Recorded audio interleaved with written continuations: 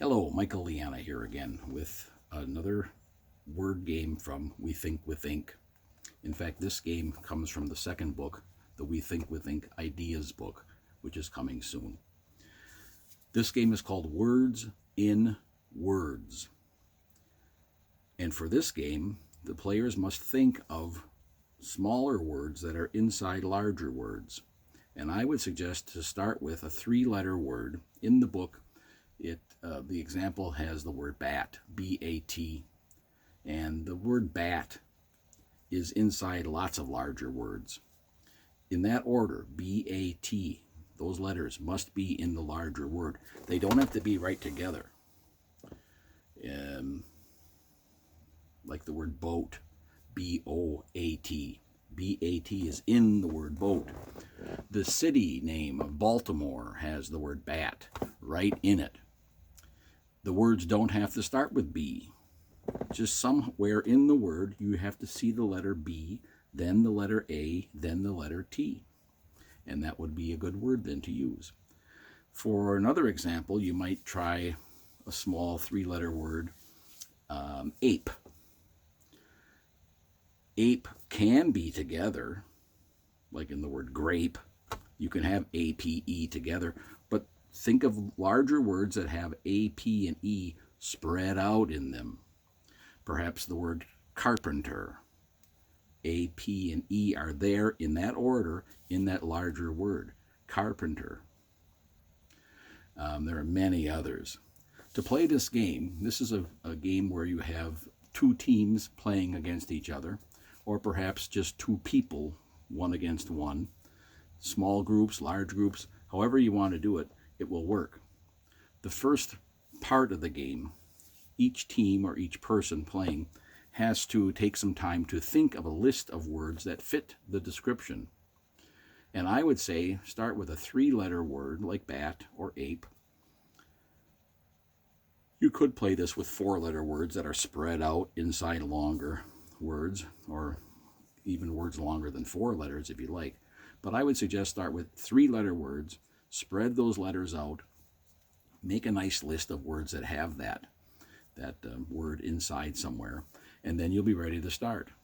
You might have you can maybe find 10 words that have ape inside, and then say, okay, I'm ready to start, and challenge the other team to think of these words that have A, P, and E in them, in that order, in these larger words.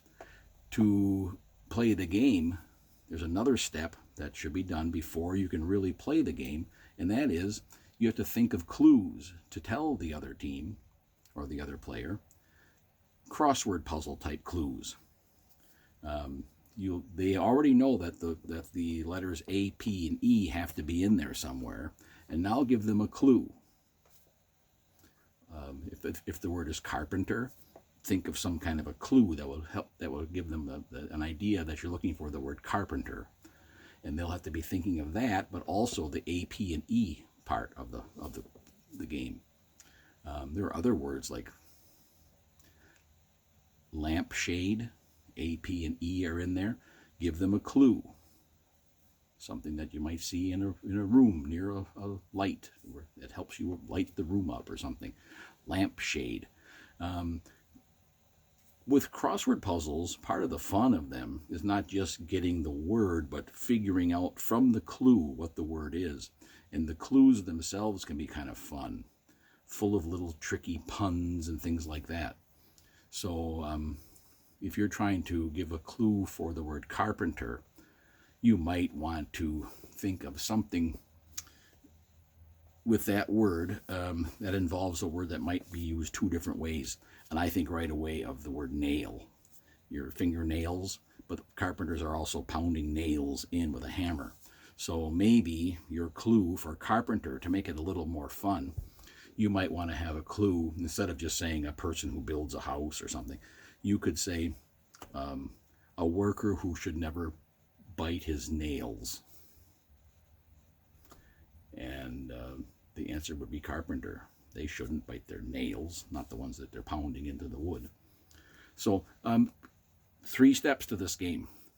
Take some time to make a list of words that fit.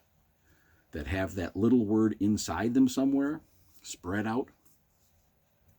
The next thing would be to think of clues that will be a challenge for the other person or the other team to guess those words, and then play the game.